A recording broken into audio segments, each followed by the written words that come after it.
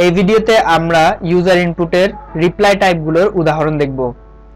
আমাদের এখানে 8 ধরনের রিপ্লাই টাইপ রয়েছে এবং আমরা প্রত্যেকটির একটি করে উদাহরণ দেখব। আমি এই মুহূর্তে উপরে 3 ডট বাটনে ক্লিক করে এডিট উইথ বেসিক বিল্ডারে চলে যাচ্ছি।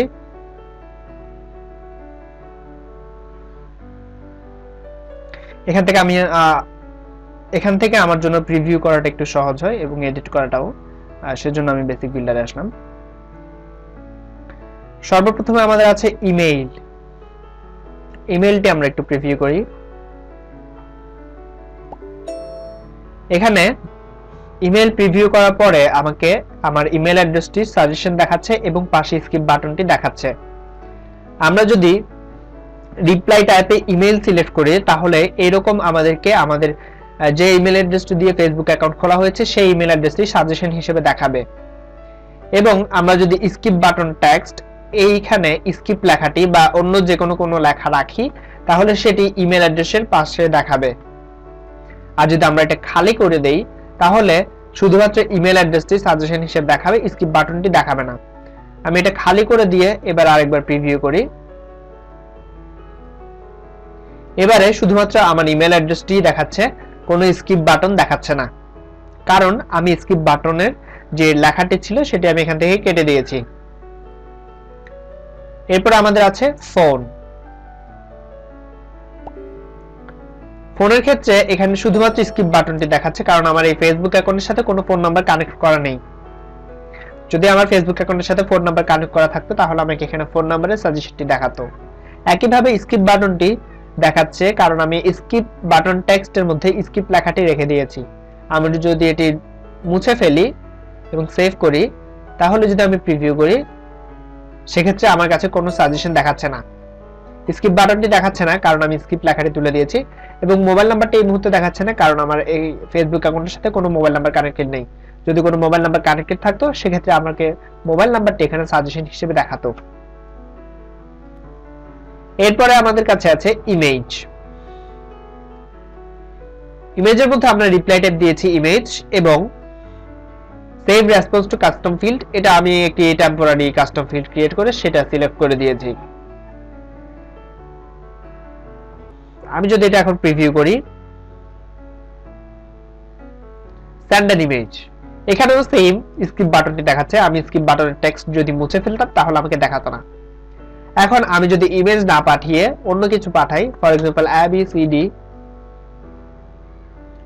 তাহলে আমাকে এই মেসেজটি দিচ্ছে, what you have entered is not an image, please try again. এই যে এরর মেসেজটি আসছে এটা আমরা চাইলে পরিবর্তন করতে পারবো। পরিবর্তন করার জন্য আমরা ক্লিক টু এডিটে ক্লিক করে এরপরে এখানে retry message if the reply is invalid এই লেখাটি পরিবর্তন করে দিলে আমাদের এরর মেসেজের লেখাটি পরিবর্তিত হয়ে যাবে। আমি যদি একবার একটু পরিবর্তন করে দেই,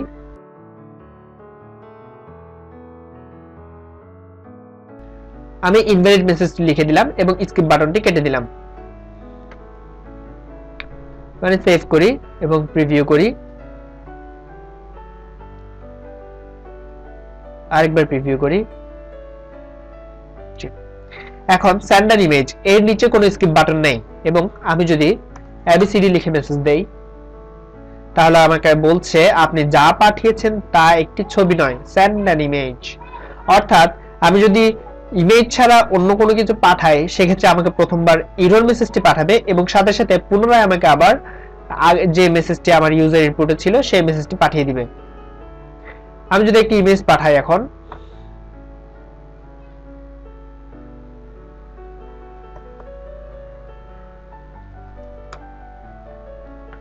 ফর এক্সাম্পল আমি এই ইমেজটি পাঠাই,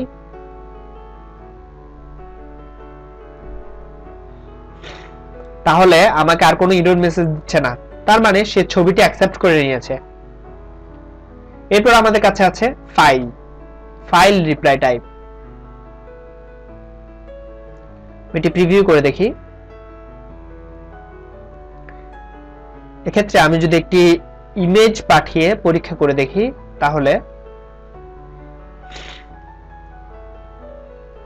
তাহলেও আমাকে কোনো এরর মেসেজ দিচ্ছে না, কারণ ইমেজ যেহেতু আমি একটি পাঠিয়েছি, ইমেজটিও একটি ফাইল, সেজন্য সে ফাইল হিসেবে একটি ইমেজকে গ্রহণ করে নিয়েছে। এক্ষেত্রে আমি যদি একটি অডিও ফাইল পাঠিয়ে ট্রাই করি,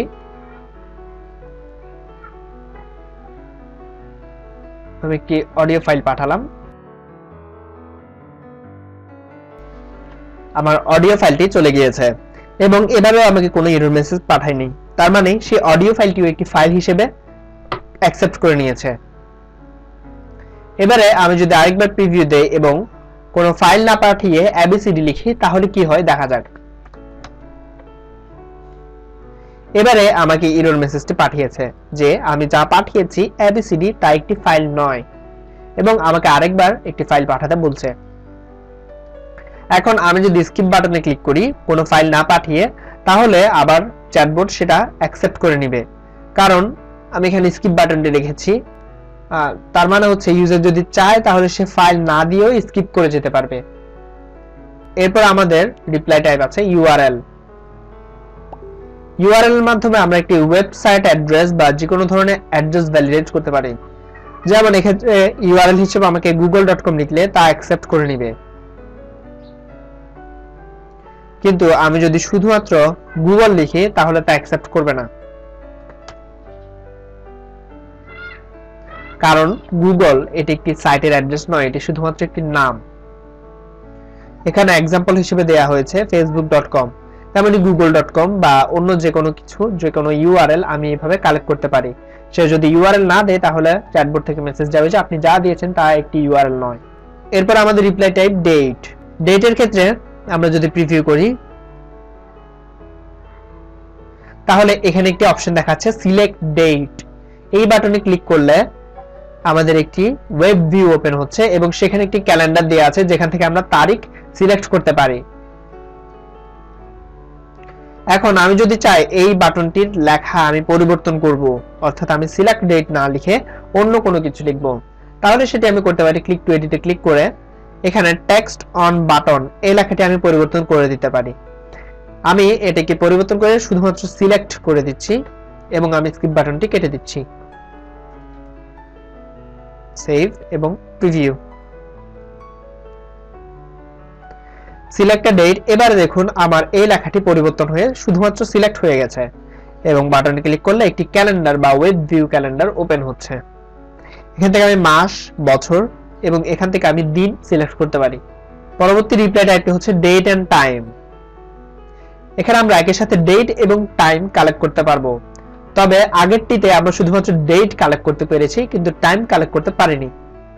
এক্ষেত্রে আমি যদি reply type date and time select করি তাহলে আমার কাছে ডেট এবং টাইম দুটোই সিলেক্ট করার অপশন আসবে।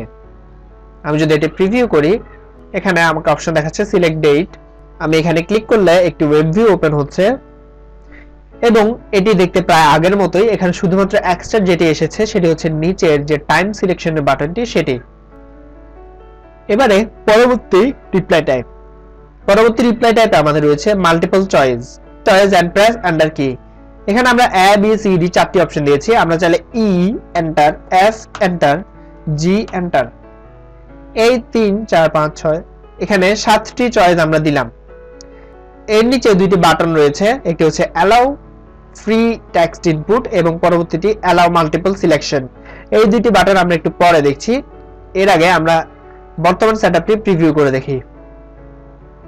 এখানে আমাকে দেখাচ্ছে select your choice A B C D E F G skip, অর্থাৎ আমরা এখানে মাল্টিপল চয়েস দেয়া হয়েছে। এই মাল্টিপল চয়েস থেকে যে কোনো একটি আমরা সিলেক্ট করতে পারবো। এক্ষেত্রে আমি যদি কিছু সিলেক্ট না করে ম্যানুয়ালি টাইপ করি তাহলে আমাকে এরর মেসেজটি পাঠাচ্ছে এবং আমাকে বলছে অবশ্যই আমাকে নিচের অপশনগুলো থেকে সিলেক্ট করতে হবে। এখন আমি যদি এখানে also allow free text input দিয়ে দেই তাহলে প্রিভিউ করি। আমি যদি এখান থেকে allow free text input select করি তাহলে আমি যদি মাল্টিপল চয়েস থেকে কোনো কিছু সিলেক্ট না করে ম্যানুয়ালি টাইপ করি তাহলে চ্যাটবটটা অ্যাকসেপ্ট করে নেবে। এবং আমি যদি অ্যালাউ মাল্টিপল সিলেকশন দেই তাহলে আমি একাধারে একটির বেশি অপশন সিলেক্ট করতে পারবো। এই ভিডিওতে আমরা রিপ্লাই টাইপগুলোর एग्जांपल দেখলাম। পরবর্তী ভিডিওতে আমরা দেখব কিভাবে আমরা ইউজারের কাছ থেকে ডাটা কালেক্ট করার পরে তা একটি গুগল শিটে সেভ করতে পারি।